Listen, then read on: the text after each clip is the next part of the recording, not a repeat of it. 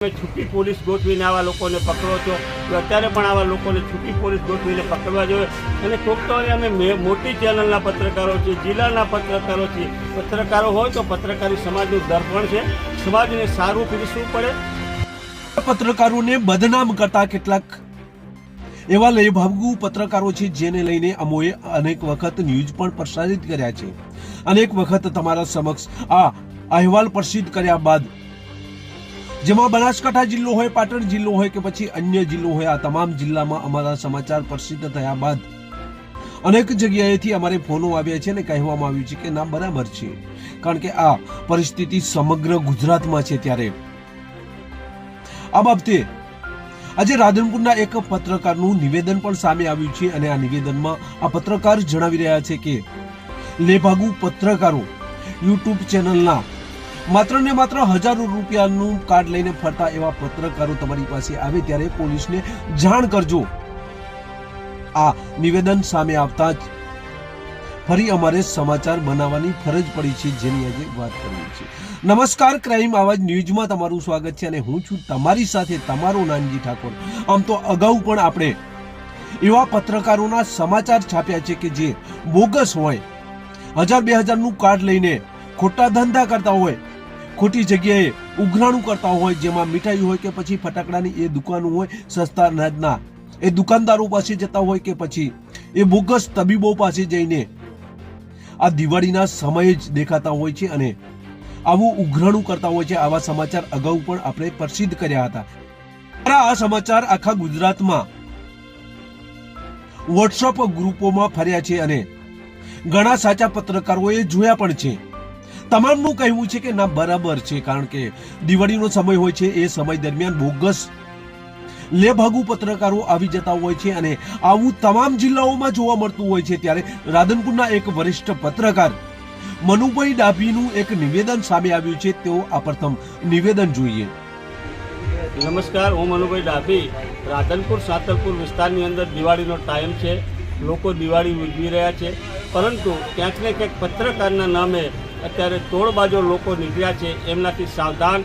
રાધનપુર સાતલપુરના વેપારી, વારાહીના વેપારીઓને વિનંતી કરવા માગું છું કે તમારી પાસે કોઈ પત્રકાર બનીને આવે તો તમે એમનો વિડીયો બનાવજો અને વિડીયો વાયરલ પણ કરજો અને અમને પણ આપજો. પત્રકારના નામે તમારી પાસે ઉઘરાણા કરવા આવતા જે લોકો છે એમને બહાર પાડો. આ લોકો ખરેખર અત્યારે કેટલીક ચેનલો અને પેપરવાળા 1000 રૂપિયામાં કેડ આપતા હોય છે, એવા કેડ લઈ અને દિવાળી ટાઈમે નીકળી પડે છે.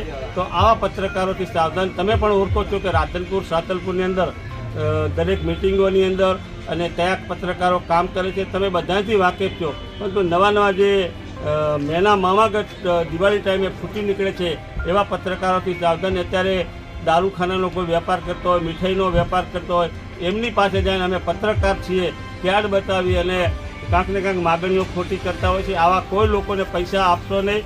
અને અત્યારે મહેસાણા, અમદાવાદ, બનાસકાંઠા ઠેર ઠેરથી પત્રકારના નામે ધાડા ઉમટી પડે છે. તો પોલીસને અને કલેક્ટરને પણ મારી વિનંતી છે કે આવા લોકો ઉપર કાર્યવાહી કરો. જ્યારે નવરાત્રિમાં તમે છૂટી પોલીસ ગોઠવીને આવા લોકોને પકડો છો તો અત્યારે પણ આવા લોકોને છૂટી પોલીસ ગોઠવીને પકડવા જોઈએ. અને કોક તો અમે મોટી ચેનલના પત્રકારો છીએ, જિલ્લાના પત્રકારો છીએ. પત્રકારો હોય તો પત્રકારી સમાજનું દર્પણ છે, સમાજને સારું પીરસવું પડે. કાંઈ આવા તોડ કરવા ના નીકળ્યા. તમે વિડીયો બનાવી અને પૈસા ઉઘરાવા નીકળો છો, આ બહુ વ્યાજબી વાત નથી. પત્રકારોને એ સમાજનો દર્પણ છે, સમાજને સારું પીરસવું જોઈએ. અત્યારે તમે પત્રકાર ગમે તે ચેનલના હોય કે ગમે તે ક્ષેત્રના હોય, પરંતુ લોકોને તહેવારમાં મદદ કરવાની હોય, હેરાન ના કરવાના હોય. ઘણા લોકો પત્રકારના નામે વેપારીઓને હેરાન કરી રહ્યા છે. તો વેપારીઓ જાગે, આવા લોકોને પૈસા ના આપે અને તંત્રને જાણ કરે અને સ્થાનિક જે પત્રકારો જે રેગ્યુલર કામ કરે છે એમને પણ આવા લોકોને જાણ કરીને આમનો પર્દાફાશ કરે એવી મારી વિનંતી.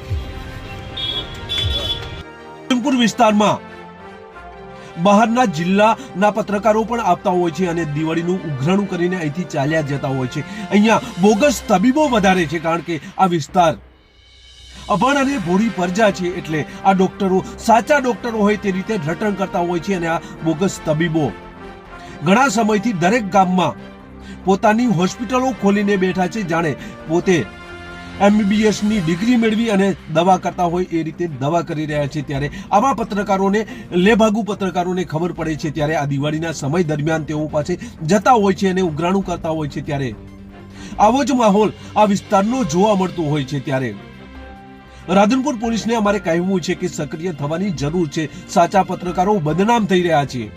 આ બાબત તમામ જિલ્લાઓને લાગુ પડે તેવી છે, કારણ કે તમામ જિલ્લાઓમાં આવી જ પરિસ્થિતિ છે। તમારા જિલ્લામાં પણ આવી પરિસ્થિતિ હોય અને જિલ્લામાં પણ આવા કોઈ લેભાગુ પત્રકારો આવે તો એનો વિડીયો અથવા તો એનો પુરાવો અમારી પાસે મોકલજો, જરૂરથી અમે એના ન્યૂઝ બનાવીશું। આમ તો આ તમામ જિલ્લાઓનો પ્રશ્ન છે, તમામ તાલુકાઓમાં આ પ્રશ્ન ઘણા સમયથી છે। ઘણા તાલુકાઓમાં અન્ય જિલ્લાના જે પત્રકારો હોય છે, લેભાગુ પત્રકારો હોય છે, દિવાળીના સમયે દેખાતા હોય તેવા પત્રકારો હોય છે, માત્ર ને માત્ર 1000 રૂપિયાનું કે 2000નું કાર્ડ લઈને ફરતા આવા પત્રકારો હોય અથવા તો બોગસ પત્રકારો હોય, આ તમામ પત્રકારો આવતા હોય છે અને ઉઘરાણું કરીને જતા રહેતા હોય છે। આવા બનાવો, આવી ઘટનાઓ, આવા દ્રશ્યો, આવી વાતો અનેક વખત પ્રસરતી હોય છે, ત્યારે તમારા વિસ્તારમાં પણ આવો જ પ્રશ્ન હોય તો એનો વિડીયો બનાવીને અમારી પાસે મોકલજો, જરૂરથી એને ઉજાગર કરીશું। અને સ્થાનિક પોલીસને પણ સક્રિય થવાની જરૂર છે, કારણ કે આ તમામ જિલ્લાઓનો પ્રશ્ન છે, તમામ તાલુકાઓનો પ્રશ્ન છે, કારણ કે આવા બોગસ પત્રકારોને લીધે, આવા લેભાગુ પત્રકારોના લીધે અત્યારે હાલ સાચા પત્રકારો પણ બદનામ થઈ રહ્યા છે। બસ જ જો તમે અમારી ચેનલમાં નવા છો અને આવા જ લેટેસ્ટ ન્યૂઝ જોવા માંગો છો તો અમારી ચેનલને અત્યારે સબસ્ક્રાઇબ કરો, જેથી આવનાર લેટેસ્ટ ન્યૂઝ તમારા સુધી પહોંચી શકે। નમસ્કાર।